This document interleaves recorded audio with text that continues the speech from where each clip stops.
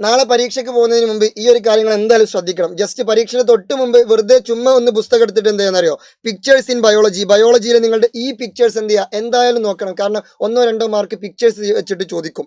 അപ്പോൾ ചാപ്റ്റർ 1 നിങ്ങൾ നോക്കേണ്ട ചിത്രങ്ങൾ എന്ന് പറഞ്ഞാൽ ഗ്രീൻ ഹൗസ് അഥവാ ഹരിതഗൃഹത്തിന്റെ പിക്ചർ, പിന്നെ ഡ്രിപ്പ് ഇറിഗേഷൻ തുള്ളിനതിൻ്റെ ഒരു ചെറിയൊരു പിക്ചർ അവിടെ സൈഡിൽ കൊടുത്തിട്ടുണ്ട്, പിന്നെ വിക്ക് ഇറിഗേഷൻ തിരിനനയുടെ ഒരു പിക്ചർ, പിന്നെ മൾച്ചിങ് പുതയിടലിന്റെ ഒരു പിക്ചർ. ഒറ്റ പേജിലാണ്, സിമ്പിൾ ആയിട്ട് നോക്കാം. ഓക്കെ കിട്ടി, അത് ജസ്റ്റ് ഒന്ന് നോക്കി വെക്കുക, അവിടുന്ന് 1 മാർക്ക് കിട്ടാൻ ചാൻസ് ഉണ്ട്. പിന്നെ ചാപ്റ്റർ 2 യുറേമില്ലർ എക്സ്പെരിമെന്റിന്റെ ഒരു സാധനം ഉണ്ട്. ഓക്കെ, അതിന്റെ ചിത്രം ജസ്റ്റ് ഒന്ന് നോക്കി വെക്കുക. പിന്നെ പ്രോകാരിയോട്ടിന്റെയും യൂകാരിയോട്ടിന്റെയും പിക്ചർ അതും ജസ്റ്റ് ഒന്ന് നോക്കി വെക്കുക. എന്നാൽ ചാപ്റ്റർ 3 ഇതാണ് ഹൈലി ഇമ്പോർട്ടൻറ്റ്. നിങ്ങൾ ഏറ്റവും കൂടുതൽ ഫോക്കസ് ചെയ്ത് നോക്കേണ്ടത് ചാപ്റ്റർ 3 ആണ്.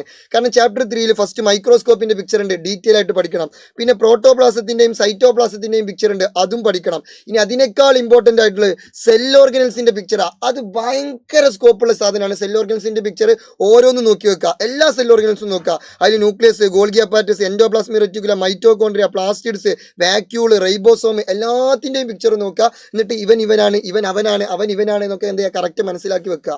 പിന്നെ പ്ലാന്റ് ടിഷ്യൂസ് ഉണ്ട്, പാരൻകൈമുണ്ട്, കോളൻകൈമുണ്ട്, സ്ക്ലീറൻകൈമൊക്കെ ഉണ്ട്. അവരുടെ പിക്ചറുകളൊക്കെ കറക്റ്റ് നോക്കി വെക്കുക. പിന്നെ അതുപോലെ തന്നെ animal tissues, epithelial tissue, muscular tissue, അങ്ങനെ കുറേ ടിഷ്യൂസ് ഉണ്ട്, കണക്റ്റീവ് ടിഷ്യൂ ഒക്കെ.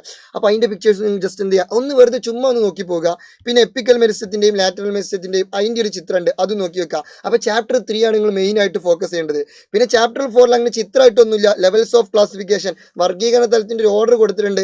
Kingdom, phylum, class order, family, genus, species, ആ ഒരു സാധനം അത് ജസ്റ്റ് ഒന്ന് നോക്കി വെച്ചാൽ മതി. മെയിൻ സാധനം ചാപ്റ്റർ 3 ആണ്, അതെന്തായാലും നോക്കി വെക്കണം. അപ്പോൾ ഓക്കെ, സി യു സൂൺ. ഇത് നിങ്ങളുടെ സ്വന്തം അറക്കൽ.